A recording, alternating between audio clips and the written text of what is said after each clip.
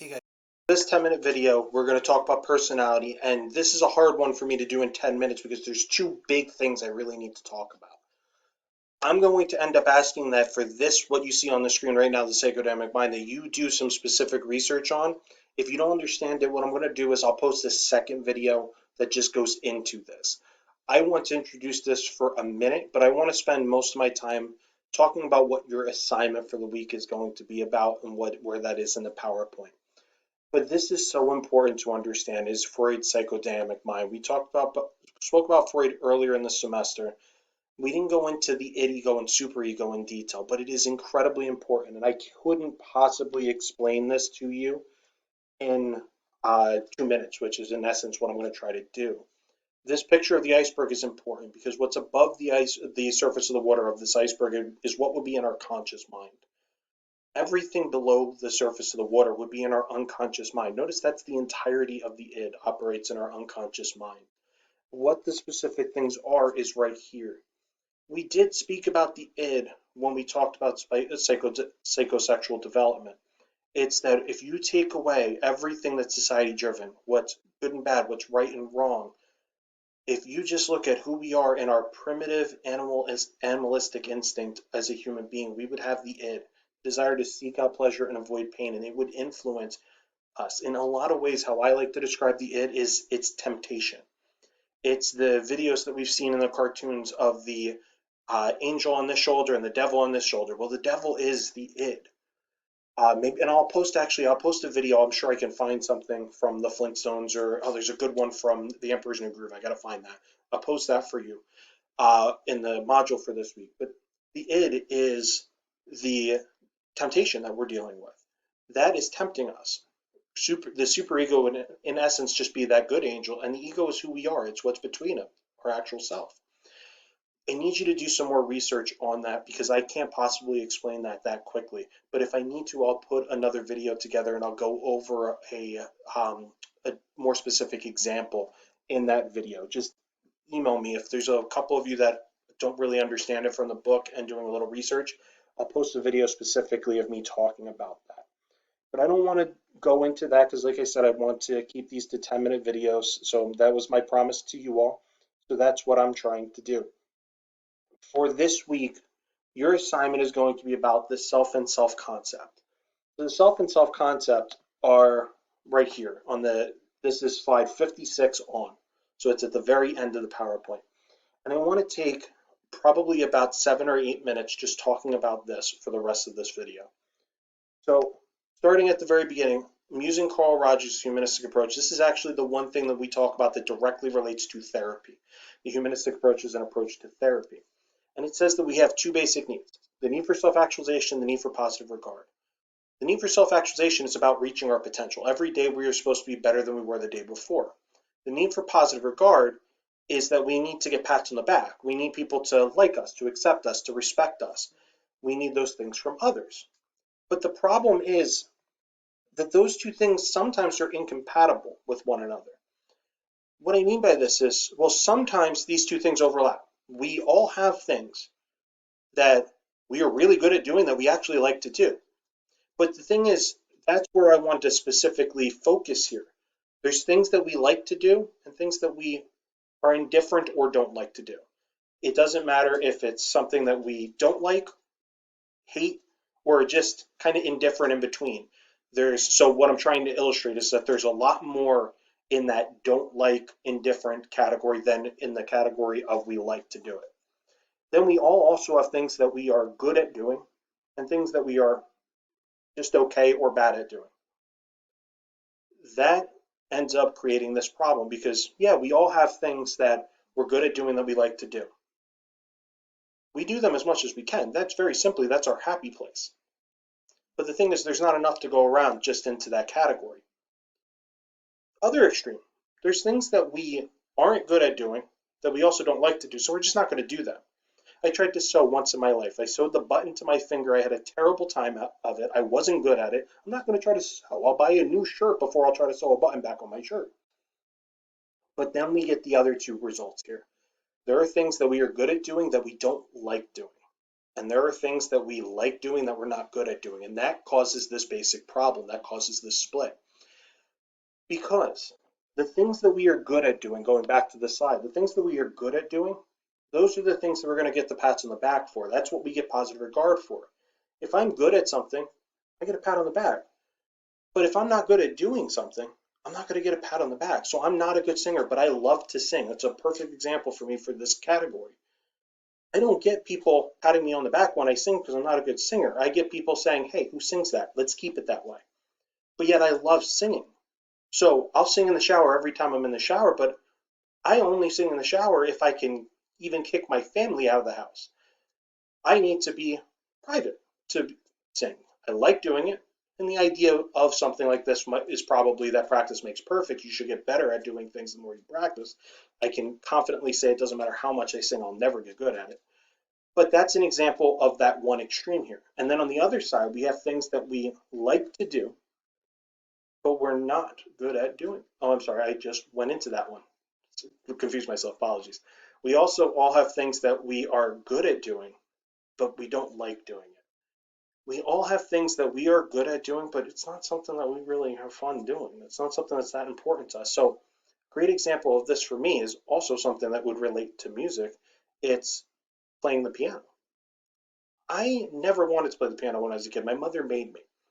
All I wanted to do was play the drums, but my mother said, no, you have to play the piano. But you know what? I was good at it. We'd be at the holiday gathering and I'd be playing the Peanuts theme song and my family would be huddled around me saying, oh my God, good job. The crazy thing about that is something that even though I never liked it, I still do it today. And I know when I do buy my forever home, I know I will buy a piano. I'll probably make my child try to learn the piano just like my mother made me. Because that's something in that case that, well, I'm good at doing it. I don't like doing it, but I get that positive regard. I get that pat on the back. But what I don't get here is self-actualization because I get self-actualization from doing things I actually like doing. So I would help self-actualize when I sing, but I'm not getting positive regard. I'm not getting that pat on the back. Now in this other example, I'm getting that pat on the back, but I'm not getting self-actualization. So here's the way this all gets put together. Sometimes we're in need for that pat on the back. We all have had a bad day before, right? Those are days where we have to focus more on positive regard. Here's the big problem though. That is going to have an effect on our personality because when things are going really, really well, we can focus more on self-actualization. Self-actualization is how we help our real self. But positive regard only helps our self-concept. So here's the start for this assignment. The first thing I want you to do for this assignment is I want you to write a list. Take a piece of paper and I want you to answer that question that's in that pink circle right there. I am ... And I want you to just keep writing things down. Now, what's going to happen when you do this? It's going to take you a little bit of time to start because you have to figure out how to start. Then you're going to start to get things that start flowing into your mind. And I just don't think about them, don't evaluate the material, just write them down. And then you're going to hit some writer's block. Happens all the time. It's just a matter of when the writer's block hits. Does the writer's block hit after you write three, 4, 5 things, or do you get 10 to 15 things before you get to the writer's block? But you will get to that writer's block. Power through it, because eventually you're going to start to have more things that come in. I don't want you to stop this list until you hit 20 things. If you can get more, great. But I want you to have 20 things. And then I want you to look and evaluate that list. I don't want you to think and evaluate it while you're writing it. When you're done, go back to that list. Start at the top and go one by one. Am I really this? Because in the self-concept is I am ... Is this something I really am? What you're probably going to find is at the top of your list, you're going to have things that were in that happy place I was just describing. They give you positive regard. They also help you self-actualize. Those things are both who you really are and they help your self-concept. But then as you get past that writer's block, you're going to probably start to see things that you are, but that aren't necessarily in your real self, that you don't really care about. That's going to be true of everyone. Now, it also is going to illustrate the health of our psyche. As you start to scroll down these slides, this is what I'm explaining as this slide right here, is we want our real self and our self-concept to overlap. We don't want them to be perfectly overlapped. So we don't want to see them be right on top, the circles one on top of each other. That actually wouldn't be a good thing. But we do want to have a lot of congruence. The problem becomes, picture two rubber bands. Incongruence has two intersecting rubber bands that you can keep stretching them. You can keep stretching them, and they can stretch pretty far. But if you get too much incongruence, if you stretch those two rubber bands just too far, they snap. If you prefer the example, you can also use this example thinking of a tea kettle. As the steam builds up and up, you're fine. But eventually there is nowhere for the steam to go but to shoot out. If you've ever gotten to the expression of when it rains, it pours, that's why we get there. Not necessarily depression, but we can get to that point where we don't have that congruence, where we then lose track of who we really are. We only are working towards who we think we are, because when it rains, it pours, all I can think about is who I think I am.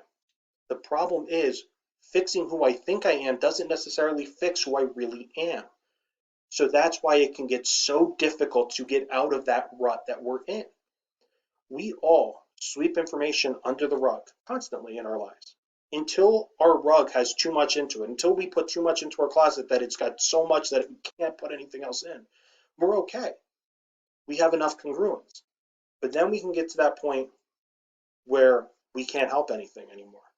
And that's why this becomes such a big issue. Now, that's where this relates to therapy, because that's using the humanistic approach, what a therapist does. They're just trying to bring that congruence back. And you can see that on the last slide here. There's some information about that specifically. Giving someone positive regard unconditionally is how we do that. The very last thing I want to note for this video is actually related to that. We as human beings, and especially in times like this can be really important. We as human beings are able to do this ourselves, to give someone unconditional positive regard. Unconditional positive regard means that we are going to give you acceptance, approval, respect, no matter what. You don't have to meet the conditions of worth on the slide a couple of slides ago. We can do this ourselves, but we don't do this often. We only do this when someone is in a time of need. If your best friend just got dumped and they came to you crying, oh my God, this person dumped me, what do we say? It's their loss, not yours. You're going to find someone great. They're never going to find someone as good as you. You're going to find someone better in no time at all. Something along those lines. But that might not be what we're thinking. We might be thinking, of course they dumped you. You cheated on them. You dumb, insert explicit.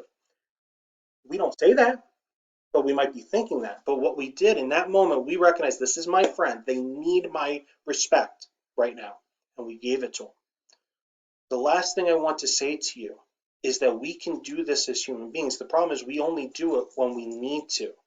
If we just realize that we can do this and help everyone and be each other's therapist at that point in time, well, then what we can do is help prevent us getting from that when it rains it pours point. The final thing I want to say, and the most important part of that, is I can tell you from being around this and talking about this so often, it will not happen unless you specifically schedule a time for it to happen. You can say to all of your friends, if you ever need to talk about something real, I'm here, and have every intention of doing this. If you do not schedule that time and say, listen, every other Wednesday night we're going to have dinner together and we're going to talk about the things really going on in our lives, and force it. If you don't schedule that time, it won't happen. But if you schedule that time, it can. So your assignment for this week is about the self and self-concept. I want you to do that activity, and then I want you to talk about it. What's in your real self? What's in your self-concept? How can you pull your real self closer to your self-concept? If you have any questions about that, you let me know. If you don't understand the psychodynamic mind, let me know, and I can always post a video specifically on that as well. But two important things, and you can see my 10-minute video is 14 minutes. So sorry for it being longer. This is the only one that I'll do that's this long.